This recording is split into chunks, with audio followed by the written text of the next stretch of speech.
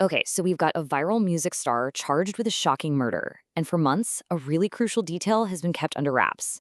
Well, a new report has just been made public, and honestly, it could change everything we think we know about this case.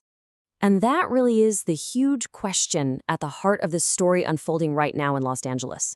The musician is known to millions of people as D4vd. The victim was just a 14-year-old girl. So what exactly does this new evidence finally tell us?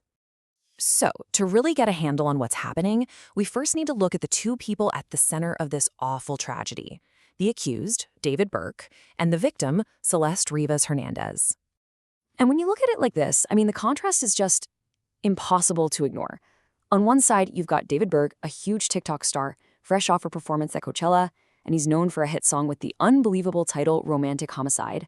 And on the other side, Celeste Rivas Hernandez, a 14-year-old girl whose life was tragically cut short. You know, D4vd's rise to fame was just so incredibly modern, and it happened so fast. He literally started out recording songs on his phone to use in his Fortnite gaming videos. Then, he went completely viral on TikTok back in 2022, and that explosion led straight to a major record deal with Interscope. And of course, his fame was sealed by that massive, massive hit, Romantic Homicide. So even though the charges are pretty recent, the events that led to them actually stretch back over a year. Let's kind of trace the timeline to see exactly how all of this played out. Okay, so let's walk through this. It all starts back in April of 2025. That's when Celeste disappears, and prosecutors say it was right after she visited D4vd's home. Then months go by, and in September comes this absolutely grim discovery. Her dismembered body is found in the trunk of a Tesla that's registered to him. Now, let's fast forward to this month, April 2026. On the 20th, D4vd pleads not guilty to murder. And then just 2 days after that, a judge orders the release of the autopsy report. And that brings us right to the heart of what we're talking about today, the brand new findings from the Los Angeles Medical Examiner, which have just been revealed. Now, here's what's so important about this. For months, while this whole investigation was going on, the authorities were deliberately keeping the cause of death a secret.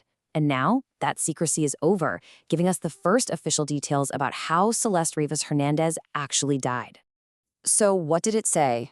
According to the official report from the medical examiner, the cause of death was multiple penetrating injuries. It's a very clinical term, but wow, it's the first real confirmation we have of just how violent her death was. Okay, let's really dig into the details from the report. Examiners found 2 penetrating wounds to her torso, and they noted these were possibly sharp force injuries. The report also confirmed the dismemberment of her arms and legs. But here's a key detail. The examiners said the autopsy was limited because of extensive post-mortem changes. Basically, the condition of the body made a full analysis really difficult, and because of that, the exact time of death is still officially listed as unknown. All right, so with all these new and frankly very disturbing details out in the open, the focus is really shifting to the courtroom. So let's take a look at how D4vd's legal team is firing back. Right, so as we saw in the timeline, D4vd has officially pleaded not guilty.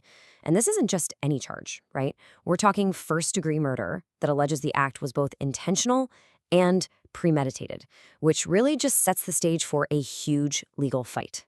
And in response, his attorney, Blair Burke, came out with a really powerful statement during the arraignment.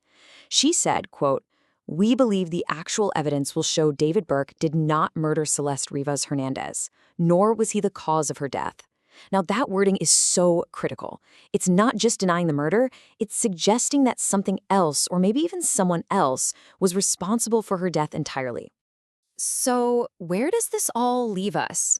We've got this huge new piece of the puzzle on the table, but what does it actually mean for the case as it moves forward? I think the big thing to remember here is that even though we now know how Celeste died, this case is so far from over.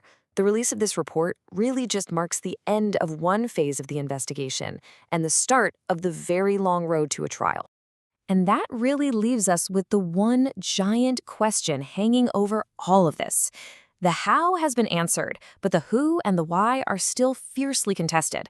The prosecution and the defense now have to build their entire cases around these new facts.